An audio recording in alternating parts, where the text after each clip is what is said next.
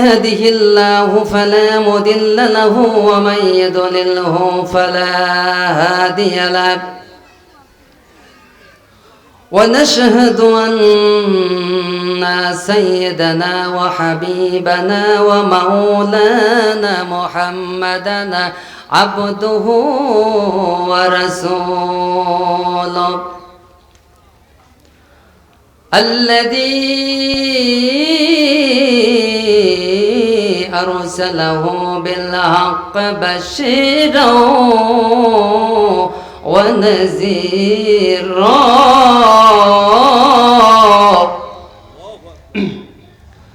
فقد قال الله تعالى في كلامه المجيد وفرقان الحميد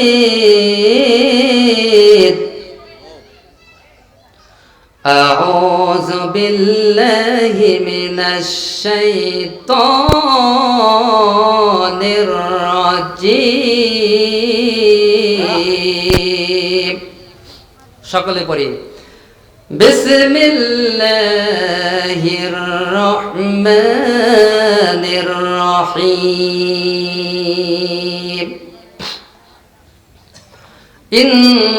ইন্নাল্লাহা ওয়া মালাইকাতাহু ইউসাল্লুনা আলান নাবী ইয়া আইয়ুহাল্লাযীনা আমানু সাল্লু আলাইহি ওয়া সাল্লিমু তাসলিমা اللهم صل على محمد وعلى آل محمد كما صليت على إبراهيم وعلى آل إبراهيم إنك حميد مجيد اللهم بارك على محمد وعلى آل محمد كما باركت على إبراهيم وعلى آل إبراهيم إنك حميد مجيد الحمد لله আল্লাহ পাকের লাখ শুকর এবং সুজুদ যে মহান আল্লাহ সুবহানাহু তাআলা আপনার উপরে আমার উপরে বহুত বড় ইহসান করেছেন, ফজল করেছেন, করম করেছেন। এই জন্য পবিত্র দিনী জলসায় কিছু সময় বসার জন্য আল্লাহ পাক তৌফিক করে দিলেন। এই জন্য সেই মহান মাবুদের দরবারে লাখ শুকর গুজার করছি। সকলে পড়ি আলহামদুলিল্লাহ। সমস্বরে অন্তর দিয়া সবাই একটা আলহামদুলিল্লাহ পড়ি, আরো জোরে পড়ি আলহামদুলিল্লাহ কাসীরান তাইয়্যিবান মুবারাকান ফি আলহামদুলিল্লাহ সুম্মা আলহামদুলিল্লাহ। এটা তো আল্লাহ পাকের দান, ঠিক না ভাই? ঠিক। আপনি আমি ইচ্ছা করে কিন্তু ঘর থেকে আসতে পারি নাই। এই জন্য ভাই অনেক এলাহাত করে দিয়েছেন, ওই বিষয়ে আলোচনা করব। কারণ এই আলোচনা শুধু এখানে সীমিত নয়, আপনারা এলাকার ভেতরে যতদূর পর্যন্ত মাইকে সাউন্ড যাচ্ছে, যারা বাড়ির ভেতরে আছেন, প্যান্ডেলের ভেতরে আছেন, মা বোনেরা আছেন, সবাই কিন্তু কথা বুঝতে পারছেন। 1000 হবে, এর বেশি নয়। আর এই কথাটা মিডিয়ার লোক দেখতেছেন, এটা কিন্তু সারা বিশ্বে কালকেই পৌঁছে যাবে। কি বলেন? কালকেই পৌঁছে যাবে। এই জন্য আমি যে কথা আপনাদের সামনে বলছি, এটা এখনকার সময়ে খুব গুরুত্বপূর্ণ একটা আলোচনা। তো আমরা যে এখানে বসতে পেরেছি, এর ফায়দা একটু আপনাদের সামনে আলোচনা করি। আউযু বিল্লাহি মিনাশ শাইতানির রাজীম, বিসমিল্লাহির রহমানির রহিম। وَإِذِ تَأَذَّنَ رَبُّكُمْ لَئِنْ شَكَرْتُمْ لَأَزِيدَنَّكُمْ وَلَئِنْ كَفَرْتُمْ إِنَّ عَذَابِي لَشَدِيدٌ। আল্লাহু আকবার বলে। আমার আল্লাহ বলেছে, ও দুনিয়ার মানুষেরা, সূরা ইব্রাহিম 7 নম্বর আয়াত। এই আয়াতের ভিতরে আল্লাহ রাব্বুল আলামিন বলতেছেন, ও দুনিয়াবাসী, মুমিনেরা, মুসলমানেরা, তোমরা জেনে রাখো, ঘোষণা করলাম আমি আল্লাহ পাক, তোমরা কৃতজ্ঞ যদি হও তোমরা যদি কৃতজ্ঞ হতে পারো, শুকরিয়া আদায় করতে পারো, তাহলে আমি আল্লাহ রাব্বুল আলামিন তোমাদের নিয়ামতকে আরো বেশি করে দিব। ঘোষণাকার, জোরে কোন ঘোষণাকার? আর আল্লাহ পাক বলেন, ও দুনিয়াবাসী, বৃদ্ধি তো করে দিব, আর অকৃতজ্ঞতা হলে অবশ্যই আমি আল্লাহ পাক তোমাদেরকে কঠিন। আল্লাহ পাক হাত দান করেছেন, হাতটা ব্যবহার করলাম, হায়াত দান করেছেন, হায়াতটা ব্যবহার করলাম, সমস্ত কিছু কিন্তু আল্লাহ পাকের। কি বলেন? মেধা আল্লাহ পাকের। সব দিয়ে কিছু সময় বসতে পেরে খুশি না মেধা? লিল্লাহে তাকবীর, লিল্লাহে তাকবীর। আগাছেন আমরা যে বসছি তার ফায়দা হলো, তিরমিজি শরীফ কিতাবুদ দুআত দাওয়াত অধ্যায়ের ভিতরে আমার নবীজি বলতেছেন, কি বলেছেন আমার নবীজি? 3471 নম্বর হাদিসে আমার আল্লাহ পাকের নবীজি বললেন, আন আমার ইবনে শুআইব রাদিয়াল্লাহু তাআলা আন আবিহি আন জাদ্দিহি ক্বালা ক্বালা রাসূলুল্লাহ সাল্লাল্লাহু আলাইহি সাল্লাতু ওয়া সাল্লাম, মান সাব্বাহা আল্লাহ মিআতা বিল গাদাওয়াতি ওয়া মিআতা বিল আশিয়্যি কানা কামান হাজ্জা মিআতান হুজ্জাতান ওয়া মান হামিদাল্লাহু মিআতান বিল গাদাওয়াতি ওয়াল আশিয়্যি কানা কামান হামালা আলা মিআতান ফারাশিন ফিস সাবিলিল্লাহ। আল্লাহু আকবার। আও ক্বালা ওয়া মান হামিদাল্লাহু মিআতা বিল গাদাওয়াতি গাজওয়াতিন ওয়া মান হাল্লাল্লাহু মিআতা বিল গাদাওয়াতি ওয়া মিআতা বিল আশিয়্যি ওয়া কানা কামান আতাকা মিনা বিআতা রাকাবাতিন মিন ওয়ালিদিন ইসমাঈল আলাইহি ওয়াসাল্লাম। রাওয়াহু তিরমিজি ওয়া কিতাবুদ দাওয়াত। আল্লাহু আকবার বলেন। আমার নবীজি বলেন, আমর ইবনে শুআইব তার পিতা তার দাদা থেকে বর্ণিত, তিনি বলেন রাসূল সাল্লাল্লাহু আলাইহি সাল্লাতু ওয়া সাল্লাম ইরশাদ করেছেন, কেউ সকালে 100 বার, আবার কেউ যদি সন্ধ্যার সময় 100 বার পাঠ করে সুবহানাল্লাহ, যদি কেউ পাঠ করে, তাহলে আমার আল্লাহ পাকের নবী বলেন সে 100টি হজ আদায় করল। কয়শটি? 100টি। সকালে এবং সন্ধ্যায় কোনো ব্যক্তি যদি 100 বার সুবহানাল্লাহ উচ্চারণ করে, তাহলে ওই ব্যক্তির আমলনামায় 100টা হজের সওয়াব পাওয়া যাবে। জোরে বলি সুবহানাল্লাহ। আমার নবীজি বললেন, এবার আমার নবীজি বলে, এটা তো পাবে, আবার কেউ সকালে 100 বার, সন্ধ্যায় যদি 100 বার আলহামদুলিল্লাহ পাঠ করল, সে যেন জিহাদের জন্য 100টি ঘোড়া দিয়া দিল। জিহাদের জন্য ঘোড়া দিয়া দিল 100টি। জোরে বলুন সুবহানাল্লাহ। তাহলে 100টি ঘোড়ার দাম কত ভাই? কি বলেন? আমার নবীজি বললেন, শুধু তাই নয়, আবার কেউ যদি সকাল এবং সন্ধ্যায় 100 বার যদি বলে, জিহাদের জন্য 100টি ঘোড়া তো দিল, অথবা সে যেন 100টি জিহাদে অংশগ্রহণ করল। 100টা জিহাদে অংশগ্রহণ করার সওয়াব ওই ব্যক্তির আমলনামায় হয়ে যায়। ধরে বলি আল্লাহু আকবার। আমার নবীজি বললেন, শুধু তাই নয়, ও দুনিয়াবাসী, যদি কেউ লা ইলাহা ইল্লাল্লাহ সকাল এবং সন্ধ্যায় যদি কেউ লা ইলাহা ইল্লাল্লাহ এইটা যদি আল্লাহর কোনো বান্দা উচ্চারণ করে, তাহলে ওই ব্যক্তির আমলনামায় আল্লাহ রাব্বুল আলামিন ইসমাঈল আলাইহিস সালাতু ওয়াস সালামের জামানায় 100 জন গোলামকে আজাদ করা, খরিদ করার সওয়াব ওই ব্যক্তির আমলনামায় হয়ে যায়। তাহলে খুশি না বেদার? এখানে বসতে তো সুবহানাল্লাহ আলহামদুলিল্লাহ লা ইলাহা ইল্লাল্লাহ বলবো। কি বলেন? এটাই তো বলবো আমার ভাইরা। কিন্তু কোরআনের দাওয়াত, এটা কিসের দাওয়াত? কোরআনের দাওয়াত। আমরা আপনাদেরকে কিসের দাওয়াত দিচ্ছি? কোরআনের দাওয়াত দিচ্ছি। কিন্তু রসুলের কোরআনের দাওয়াত আর আমাদের দাওয়াতের ভিতরে পার্থক্য আছে কিনা বলেন? সাহাবীদের দাওয়াত আর আমাদের দাওয়াতের ভিতরে পার্থক্য আছে কিনা বলেন? অনেক পার্থক্য আছে। রসুলের দাওয়াত কেমন ছিল, আমার হাবিবের দাওয়াত কেমন ছিল, রসুলগণের দাওয়াত কেমন ছিল, এই ব্যাপারে আমি সূরাতুশ শুআরা, কোন সূরা ভাই? কথা বলেন, আমার সাথে একটু কথা বলতে হবে। সূরাতুশ শুআরা, সূরাতুশ শুআরার ভিতরে 106 থেকে 109 নম্বর আয়াতে আমার আল্লাহ পাক বলেন, ইদ ক্বালা লাহুম আকুহুম নূহুন আলা তাত্তাকুন। আল্লাহু আকবার। ইন্নী লাকুম রাসূলুন আমিন ফাত্তাকুল্লাহা ওয়া আতিউন ওয়া মা আসআলুকুম আলাইহি মিন আজরিন ইন আজরিয়া ইল্লা আলা রাব্বিল আলামিন। আল্লাহু আকবার। এটা হলো নবীদের কার দাওয়াত? নবীদের দাওয়াত, নূহ আলাইহিস সালাতু ওয়াস সালামের দাওয়াত। নূহ আলাইহিস সালাতু ওয়াস সালাম দাওয়াত দিলেন। কেমন দাওয়াত দিলেন বলেন? ইদ ক্বালা লাহুম আকুহুম নূহুন আলা তাত্তাকুন। যখন ওদের বাবা নূহ আলাইহিস সালাতু ওয়াস সালাম ওদেরকে বললেন, তোমাদের কি ভয় নাই? আমি তো তোমাদের জন্য এক বিশ্বস্ত রাসূল, অতএব তোমরা আল্লাহকে ভয় করো এবং আমারই আনুগত্য করো। আমি ইহার জন্য তোমাদের নিকট কোনো প্রতিদান চাই না।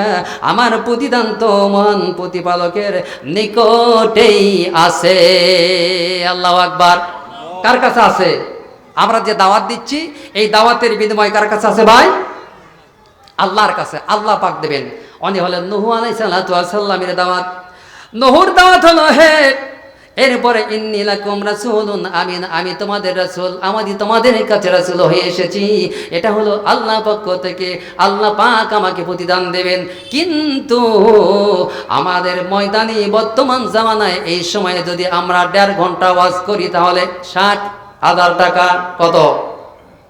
তাহলে বিনিময় কার থেকে নিচ্ছি? জোরে কোন, কথা বলতে হবে। কার থেকে? আমরা বিনিময় নিচ্ছি মানুষের নিকট থেকে, আল্লাহর নিকট থেকে নাই। কথা ঠিক না বা ঠিক? এরপরে গেলে 1 নম্বর দাওয়াত হলো নূহ। এরপরে দাওয়াত হলো 2 নম্বর দাওয়াত দিয়েছেন, ইদ ক্বালা লাহুম আকুহুম হুদুন আলা তাত্তাকুন। হুদ আলাইহিস সালাতু ওয়াস সালামের দাওয়াত ছিল একই রূপ, একই কথা, একই সব। এরপরে হুদ আলাইহিস সালাম দাওয়াত দিলেন, এরপরে আবার দাওয়াত দিলেন। 3 নম্বর দাওয়াত দিলেন, ইদ ক্বালা লাহুম আকুহুম। নাম্বার গেল, 4টা গেল। কয়টা গেল কোন? 4টা গেল, 4টা গেল। এরপরে আবার আরেক ঋণ দিতে হবে, পরিশোধ করতে হবে। যার নিকট থেকে আমি টাকা নিয়েছি তাকে তো আমার দিতেই হবে। অনেক চিন্তায় সারা রাত ঘুম নাই। কথা ঠিক না বা ঠিক? অনেক যদি নিজের পকেট থেকে দিতে চাই তাহলে 2 মাসের বেতন দিতে হবে। কথা ঠিক না বা ঠিক? তাহলে অনেক 2 মাস পর্যন্ত অনাহারে থাকতে হবে কিনা বলেন? কথা ধরে বলেন, থাকতে হবে কিনা? আল্লাহ বলে, ইন্নাল্লাহা লা ইয়াহদিল কওমাজ যালিমিন। আল্লাহু আকবার। আমি জালিমদেরকে হেদায়েত করি না। আল্লাহ বলেন জালিমদেরকে আমি হেদায়েত করি না। জালিম কয়েক প্রকার হতে পারে। যদি আপনি চর মারেন তাহলে জালিম হতে পারেন, শারীরিকভাবে নির্যাতন যদি করেন তাহলে জালিম হতে পারেন, আবার মানসিকভাবে যদি টেনশন দেন তাহলে জালিম হতে পারেন, অথবা অর্থনৈতিক দিক দিয়ে যদি আপনি কি করেন, জুলুমি করেন, তাহলে এটাও জালিম। কথা ঠিক না বা ঠিক? অর্থনৈতিক দিকে জালিম করলেন, অর্থনৈতিক দিক দিয়ে মানুষের উপরে জুলুমি করলেন, আমার আল্লাহ বলে তুমি তো হিদায়াত প্রাপ্ত নাও, আমি তোমাকে হিদায়াত দিব না। নাউজুবিল্লাহ। আপনি যদি মৌলবীর বাচ্চা, ও ধর্ম ব্যবসায়ীর বাচ্চা, ও টাকা কামাই করনেওয়ালা বাচ্চা, তুমি যদি এরকম মানুষেরকে টেনশন দেয়া দাও, মানুষের উপরে যদি তুমি এরকম ভাবে টেনশন দেয়া দাও, অর্থনৈতিক ভাবে যদি জুলুমি করো, তুমি তো সারাদিন কেন সারা জীবন যদি ওয়াজ করো, তুমি তো নিজেই হিদায়াত দাও, মানুষদেরকে তুমি কেমনি হিদায়াত করবা? কথা ঠিক কিনা? ঠিক জোরে কথা কন, ঠিক না ঠিক? তাহলে আমাদের প্রতিহত করতে হবে। কথা ঠিক না ঠিক? এরপরে কোরআন এবং সুন্নাত থেকে আমি কোরআন সুন্নাত থেকে সাবমিট করতেছি আপনাদের সামনে। আপনারা শুনতে চান কিনা ভাই? রাজি আছেন কিনা বলেন? তাহলে রাজি থাকলে বসেন, যারা বসে ধারে আছেন ভেতরে বসেন, সবাই ভেতরে বসেন, একটু জিকির করি লা ইলাহা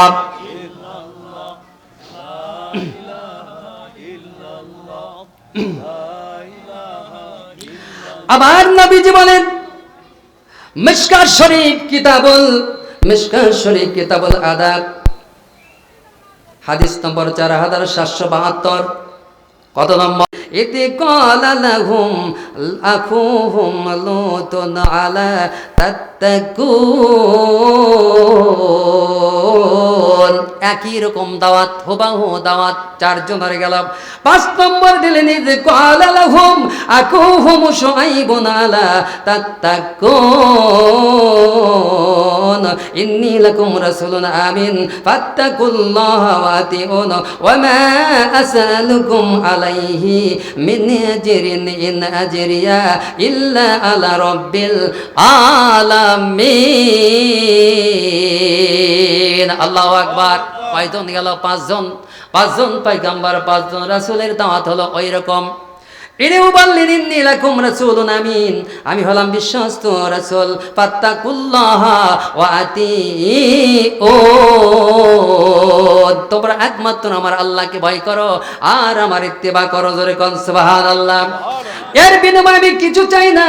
ওয়া মা আসআলুকুম আলাইহি মিন আজরিন ইন আজরিয়া ইল্লা আলা রাব্বিল আলামিন।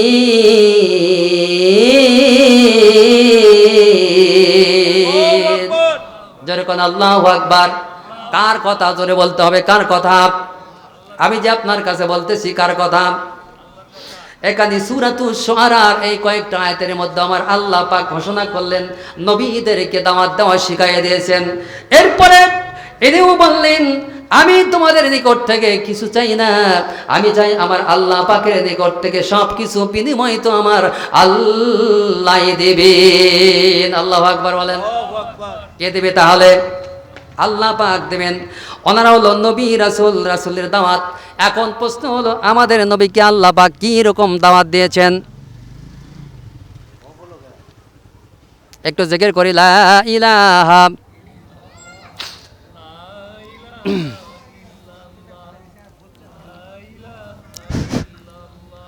সুবহানাল্লাহ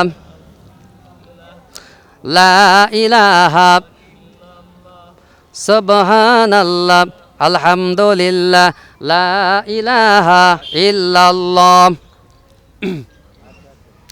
লা ইলাহা ইল্লাল্লাহ। জোরে একটু মহব্বতের সাথে লা ইলাহা ইল্লাল্লাহ। এই বাবা তুমি সাউন্ড একটু কম দাও, কারণ তোমার মাইকটা কি ফাটা দেবি। সাউন্ড কম দাও।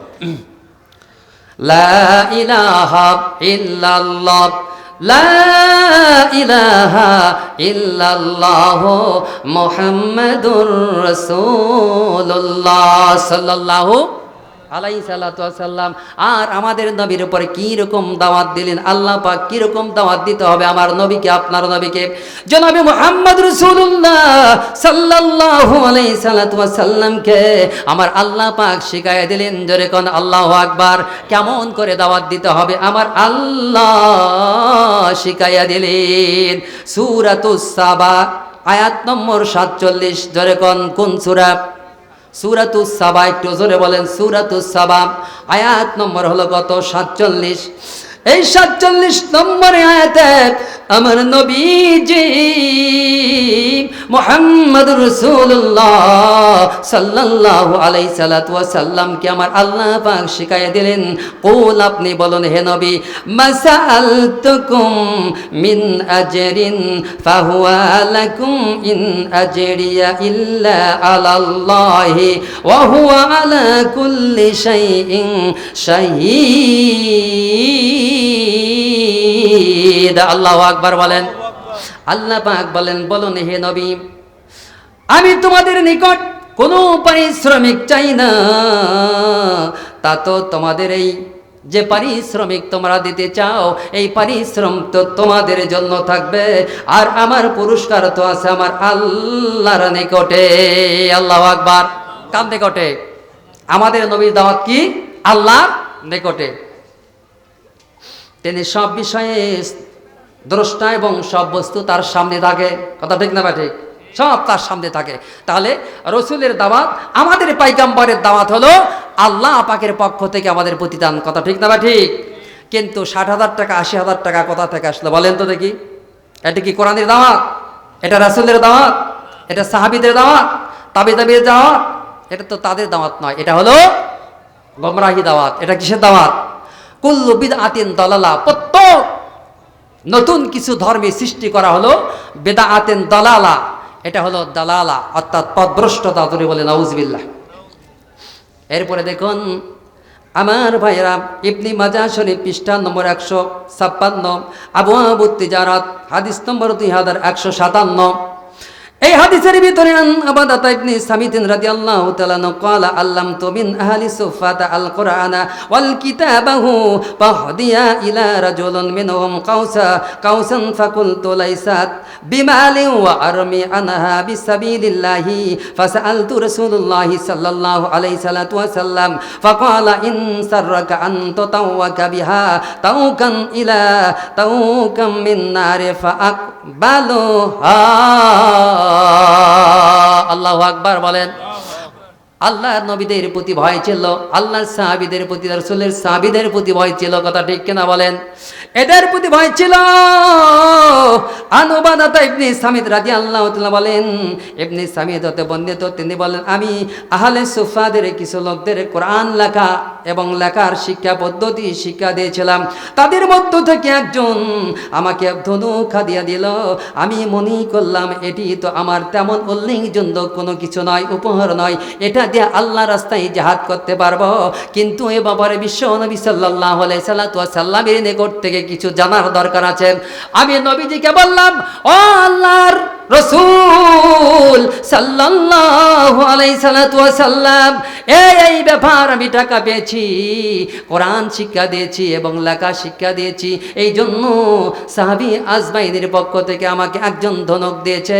এটা তো আল্লাহ রাস্তায় আমি জিহাদ করতে পারবো অথবা তীর মারতে পারবো, এই জন্য আমাকে দিয়েছে। আমি কি করব, নেওয়া যাবে কি না?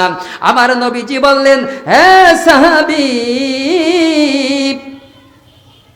তুমি যখন আমাকে জিজ্ঞাসা করছো তখন আগুনের শেকল পরানো হোক, তুমি যদি এটা পছন্দ করো, তোমাকে যদি আগুনের শেকল পরানো হয়, এটা যদি তুমি পছন্দ করো, তাহলে এটা গ্রহণ করতে পারো।